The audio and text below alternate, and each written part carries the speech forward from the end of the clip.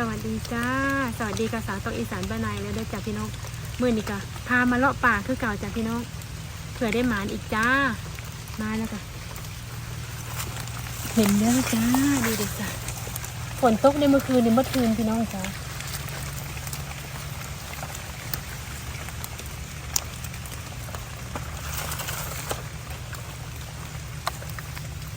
ตัดเอาเลยนะจ้ะ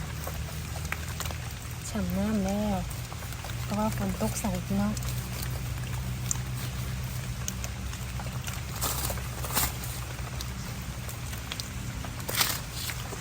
ข้างหลังจ้า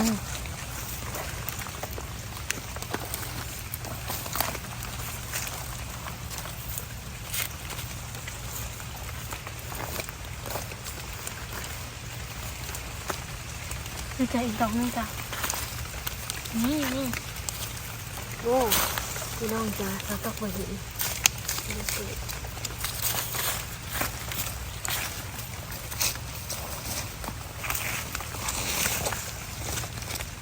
เมื่อวานนี้เก็บบ่เมื่อนะพี่จิ๊บเนาะเพิ่นอยู่ในในดิน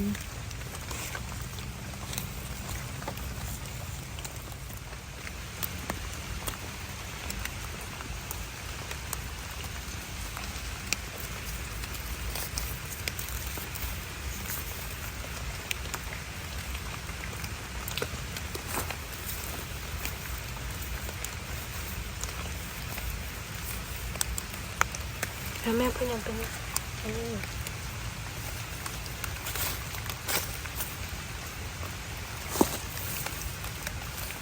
คนยังน้องจะก่อก้นดินน้องเอ้ย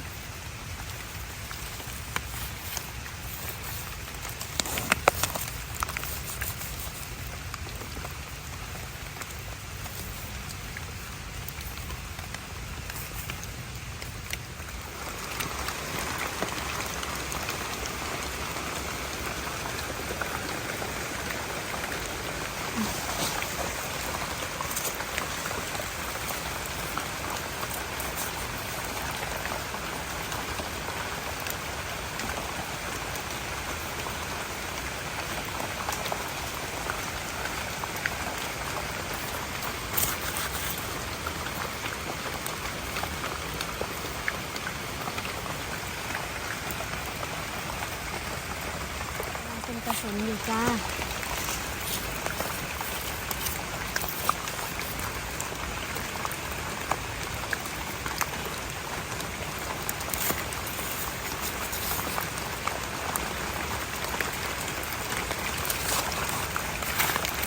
เห็นแล้วจ้า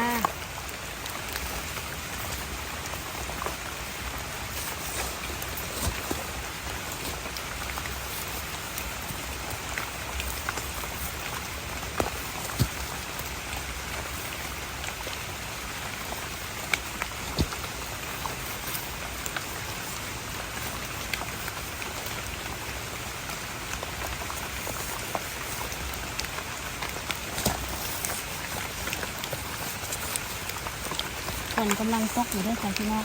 ตกแป๊กเลยจ้ะทำการสายฝนจ้ะเก็บเห็ดมือจ้ะ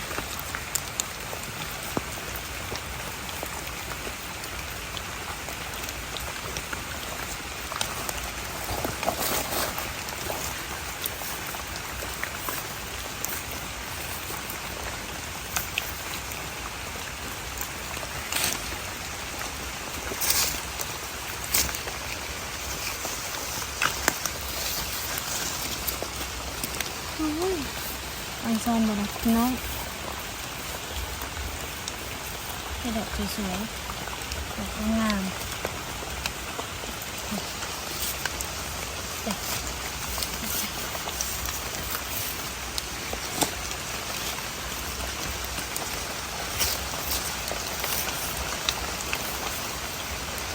ฉันก็ยังอยากก็พี่น้องสักเมื่อคืนสวยๆเลยจ้าเป็นโพนเลย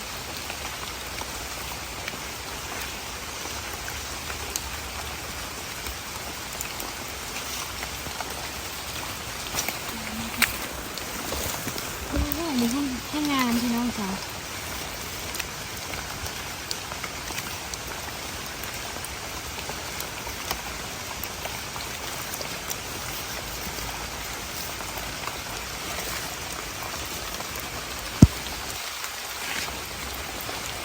พี่จะแม่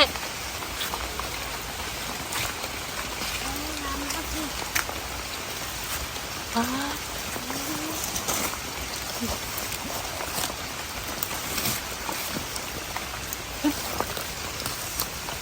โอ้ยคุณเนี่ยอยากโรยเลย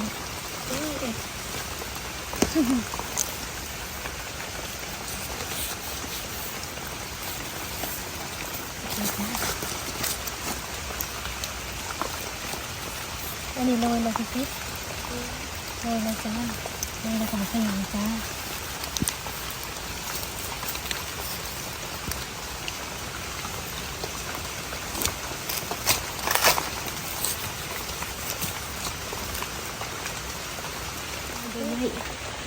ทำได้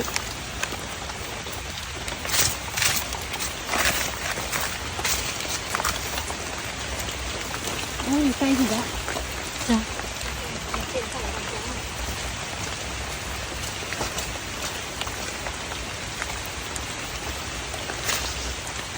สวยๆแล้วกำลังออกมาเป็นนี่ค่ะฝนตกเปื้อนมือ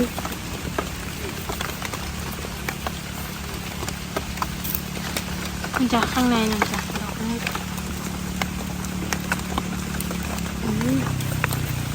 สวย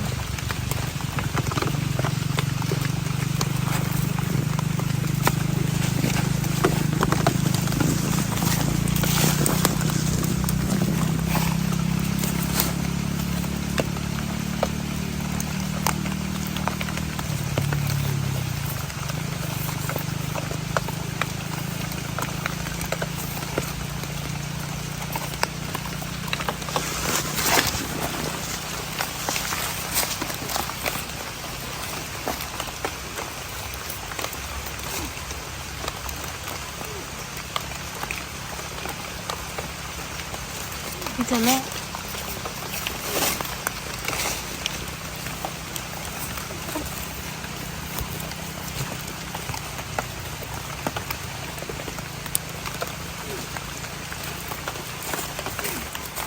พี่น้องเฮ็ดหยังอันนี้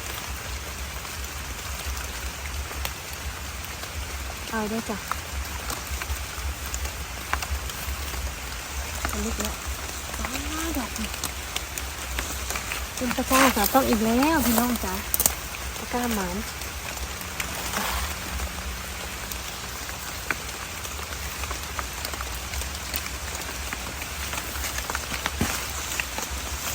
ดอกไม้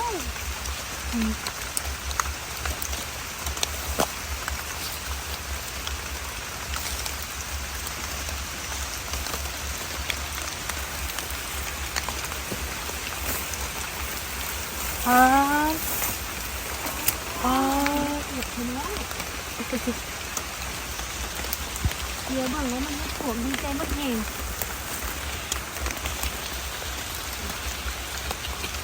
เมื่อแบบว่าพี่ได้อยู่แบบได้อันนี้กับกระเลยกับเอาได้แต่ที่นั่นจ้ะเดี๋ยวมาระวังเหยียบเราต้องเอามาเฮ็ดตัวมันได้บ่แม่นเฮ็ดปวกเนาะบ่แม่นจะเอาคือเก่าวะแต่ไปกินได้จ้ะ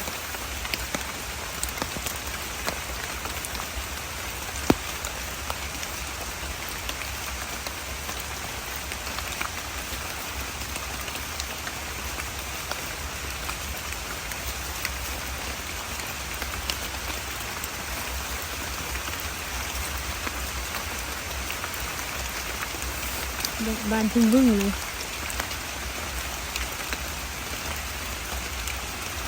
จ้ะดอกนี้จ้า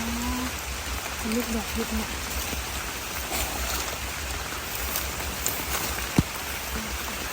จ๋าเป็นโรยแล้วก็มีเต็มเลยมีดอกเห็ดเนี่ยเอาแล้วว่างานนี่เป็นตะกร้าหมานอีกแล้วจ้าตะกร้าใหม่เด้อจ้าพี่น้องจ้านี่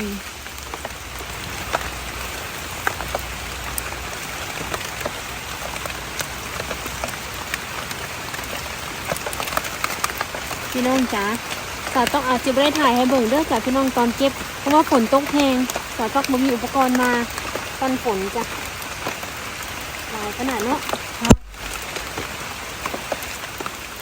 ฟ้าพี่น้องฟ้าเบิดฝนตกใส่